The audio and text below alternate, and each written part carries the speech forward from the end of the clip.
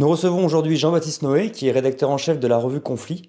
Et nous allons aborder cette semaine le conflit au Moyen-Orient et donc notamment la- l'opposition entre Israël et l'Iran. Alors Jean-Baptiste Noé, bonjour. Bonjour. Qu'est-ce que vous pouvez nous dire sur ce conflit? Alors, on voit qu'il y a une intensification, évidemment, une escalade de l'opposition et de l'attaque israélienne, avec notamment le bombardement des positions du Hezbollah au Liban. Ce qui est intéressant quand on aborde ça sur le long terme, c'est de voir qu'il y a eu trois phases. Et nous sommes aujourd'hui dans la troisième phase. La première phase a été une opposition entre Israël et les pays arabes, notamment ses voisins Égypte et Jordanie, qui s'est soldée par une défaite des pays arabes et par une paix, notamment la paix de Camp David. Ensuite, il y a eu une opposition entre Israël et des mouvements palestiniens, notamment l'OLP, qui était porté par la figure de Yasser Arafat. Et aujourd'hui, on est dans une troisième phase qui voit une opposition entre Israël et des milices, notamment le Hamas et le Hezbollah étant en partie financé par l'Iran. Donc on est vraiment dans une troisième phase, troisième type d'opposition. Et ce qui se passe aujourd'hui au Moyen-Orient, c'est plus un problème ou un conflit entre Israël et les pays arabes, mais entre Israël et l'Iran via des proxys. Alors, ce qu'on appelle un proxy en géopolitique, ce sont des milices, des groupes ou des États qui agissent pour d'autres États, un petit peu comme des mercenaires, mais des mercenaires institutionnels. Et alors, il y a toute la question notamment du financement de l'Iran et du financement de cette guerre. Et d'où le Hezbollah tire son argent, les moyens de sa guerre. Et donc justement, si on s'intéresse à ça, comment est-ce que l'Iran finance ses campagnes contre Israël? Alors, ce qui est intéressant autour du Hezbollah, c'est de voir quelle est la nature de ce mouvement. Alors, on va l'appeler mouvement pour faire simple. Et il y a une partie politique du Hezbollah. Il a des élus, des députés au Parlement du Liban. Donc, c'est un parti politique qui a été fondé en 1982, donc chiite, financé effectivement en partie par l'Iran. Mais il y a aussi une dimension humanitaire, sociale, qui est très importante et qu'il ne faut pas omettre. C'est-à-dire que le Hezbollah s'occupe d'écoles, s'occupe d'hôpitaux. Le Hezbollah fournit du travail à une partie des Libanais, notamment des Libanais chiites. Ce qui veut dire que si le Hezbollah disparaît, ces personnes qui vivent du Hezbollah se retrouvent sans travail, sans revenu. Donc c'est tellement une perte sèche pour eux. Et puis il y a une dimension militaire, combattante, avec des actions terroristes qui ont été menées, avec bombardements incessants depuis un an, depuis le 7 octobre 2023, du nord d'Israël. Donc c'est tout ça le Hezbollah, c'est l'ensemble de ces dimensions-là. Évidemment, le Hezbollah agit comme un proxy de l'Iran et donc agit à la demande et dans le prolongement de la politique iranienne. Quant à ces financements, alors évidemment tout ça est flou et gris. Évidemment, ce n'est pas public, mais il y a des enquêtes qui sont menées, notamment de la part du renseignement américain. Je vous renvoie d'ailleurs à un excellent ouvrage d'Emmanuel Razavi, qui est grand reporter à Paris Match et qui a publié une enquête remarquable sur l'Iran. Et Emmanuel Razavi montre, avec d'autres d'ailleurs, qu'une partie des financements du Hezbollah provient du trafic de drogue. Et là, nous sommes bien dans une analyse géopolitique. Parce que la géopolitique, c'est étudier un phénomène à différentes échelles. Et on ne peut pas comprendre ce conflit si on ne l'étudie pas à différentes échelles. Donc on a l'échelle régionale, Moyen-Orient, et on a l'échelle mondiale. Alors revenons un petit peu en arrière.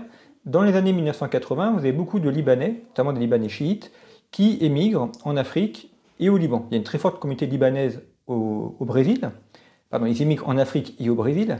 Il y a une très forte communauté libanaise au Brésil. D'ailleurs, un récent président brésilien était d'origine libanaise.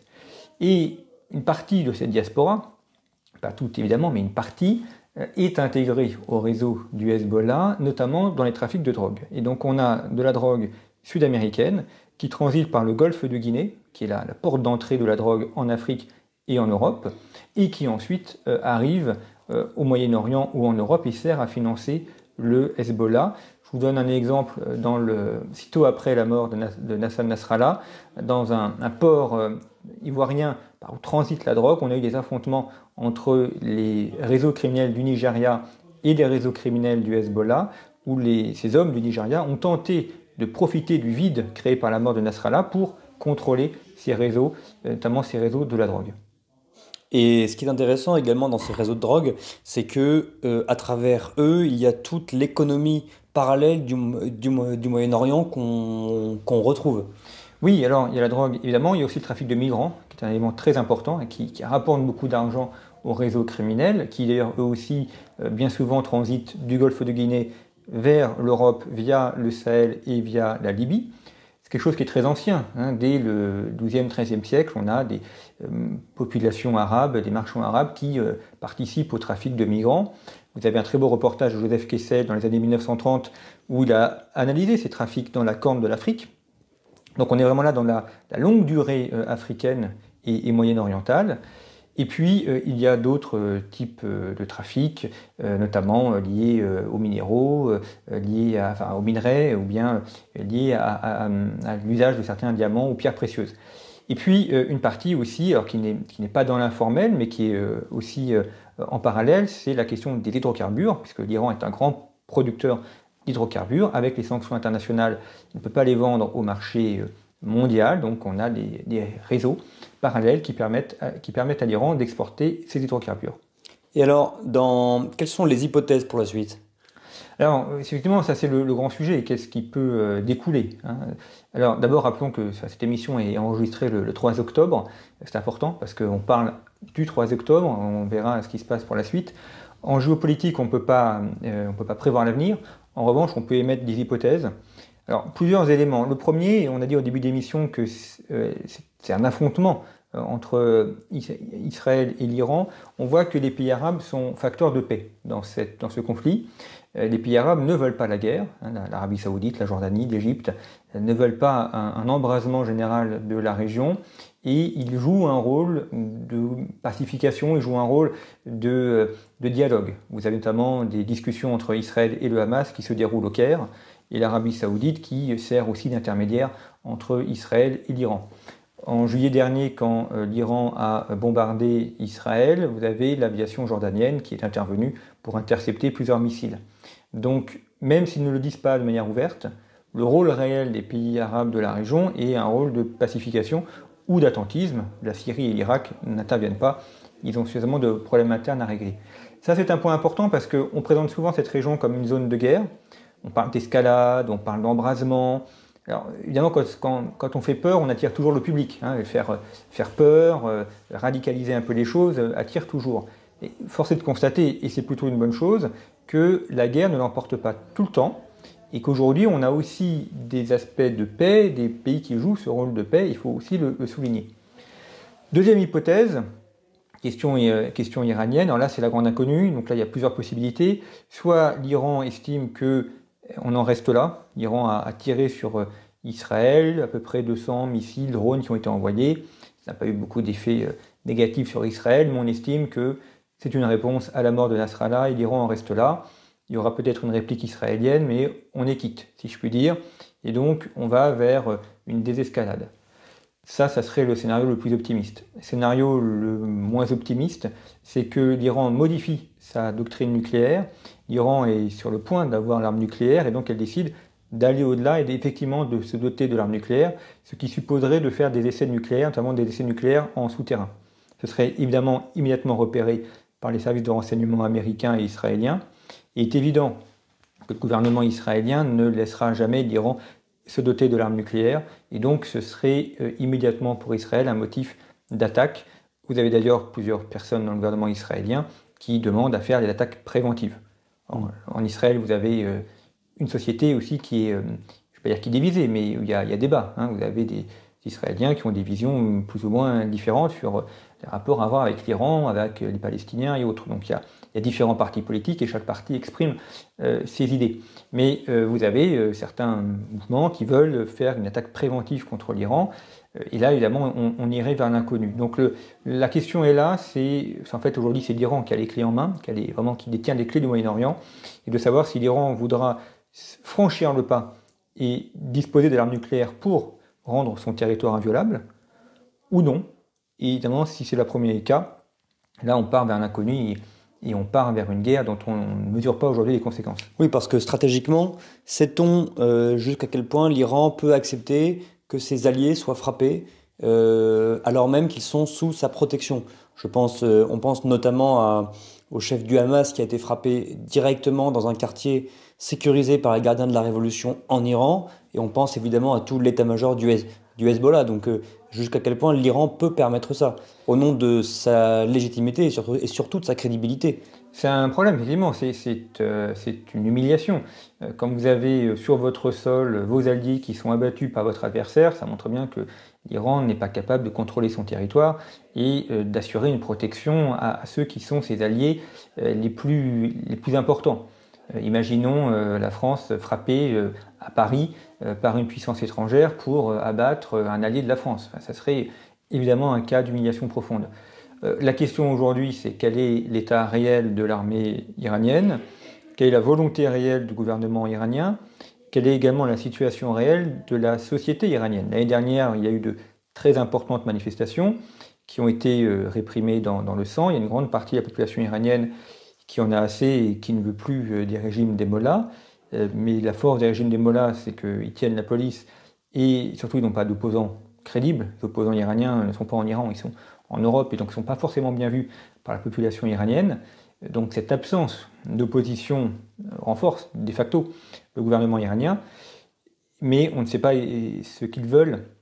Et le problème aussi, c'est que vous voyez, en géopolitique, il faut toujours se mettre à la place de l'autre, c'est essentiel. C'est-à-dire qu'il faut, peu importe ce que nous on pense, ce qui compte c'est ce que pensent Israël, les Iraniens, les Saoudiens, etc. Et il faut se mettre à la place de l'autre pour comprendre comment eux voient le monde. Et donc ce qui est rationnel pour nous, et ce qui est logique pour nous ne l'est pas forcément pour les Iraniens. C'est-à-dire que pour nous, la rationalité et la logique, c'est de ne pas faire d'escalade. Mais le gouvernement iranien a peut-être une autre logique, une autre rationalité. Il va dire peut-être, nous, gouvernement iranien, nous avons intérêt à l'escalade. Alors que nous, de l'extérieur, nous disons l'Iran n'a pas intérêt à l'escalade. Et cette différence de point de vue est évidemment essentielle et fait toute la clé de l'enjeu politique. Et alors, en dernier point, ce serait bien d'aborder la question de la position des pays arabes. Qu'en pensent-ils? Soutiennent-ils à la fois la cause palestinienne et à la fois le plan de l'Iran? Quand on pense notamment à l'Arabie Saoudite et aux Émirats Arabes Unis, ils ont toujours une politique entre deux chaises, ou ce qu'on pourrait dire en France, la politique du en même temps. Oui, alors d'abord, on a un antagonisme séculaire entre Arabes et Perses. C'est quand même un premier point depuis quasiment toujours. À quoi s'ajoute aussi un antagonisme religieux, puisque les Arabes sont majoritairement sunnites, alors que les Perses sont chiites. Il y a quelques Arabes chiites, mais ils sont minoritaires. Donc on a une opposition, on va dire, ethnique, religieuse, également une opposition de leadership sur le Moyen-Orient et sur le monde musulman. Ceci dit, n'oublions pas que le premier pays musulman au monde, c'est l'Indonésie, avec près de 250 millions d'habitants. Donc on est dans la région de naissance de l'islam, mais aujourd'hui le monde musulman s'est déplacé vers l'Asie, et l'Asie est un autre grand pôle musulman. Il ne faut pas non plus omettre cela. Les pays arabes, dans leur majorité, veulent d'abord se développer eux-mêmes et assurer la transition post-pétrole. C'est le cas de l'Arabie Saoudite, c'est le cas notamment des pays du Golfe. Donc ils ne sont pas intéressés par la guerre. D'abord, ils n'ont pas d'armée pour soutenir la guerre. Ils savent aussi que la guerre pourrait les balayer, comme elle a balayé le régime irakien de Saddam Hussein, comme elle a failli balayer le régime d'Assad. Donc la guerre n'est pas une bonne chose pour les pays arabes. Formellement, évidemment, ils accordent leur soutien aux Palestiniens, mais là il y a une immense hypocrisie. C'est-à-dire qu'aucun pays arabe aujourd'hui n'a envie d'avoir un État palestinien ou ne soutient l'État palestinien. L'Égypte s'en moque complètement, la Jordanie ne veut pas d'un État palestinien, qui a un très mauvais souvenir, puisqu'elle a vaincu de très nombreux Palestiniens sur son territoire qui étaient dans des camps dans les années 1970, dont un mouvement palestinien a cherché à assassiner le roi de Jordanie, ce qui a abouti à une élimination massive, à des massacres dans les camps, et à ce que ces Palestiniens soient chassés vers le Liban, ce qui a ensuite provoqué par effet domino la guerre civile libanaise. Donc les Libanais non plus ne veulent pas d'un État palestinien. Donc formellement, ils soutiennent la Palestine parce que c'est un peu la cause qu'on doit soutenir, parce que la population arabe est plutôt en faveur des Palestiniens. Mais aujourd'hui, aucun État arabe ne les soutiendra un État palestinien, ni n'apporte une aide financière aux Palestiniens. On a des États arabes qui sont tournés, je dirais, vers eux-mêmes, mais au bon sens du terme, c'est-à-dire vers le développement de leur pays, le développement de leur population, et qui cherchent surtout à ne pas sortir de l'histoire en se trouvant complètement dépassés au niveau technologique et au niveau de l'influence. Merci Jean-Baptiste Noé. Merci à vous.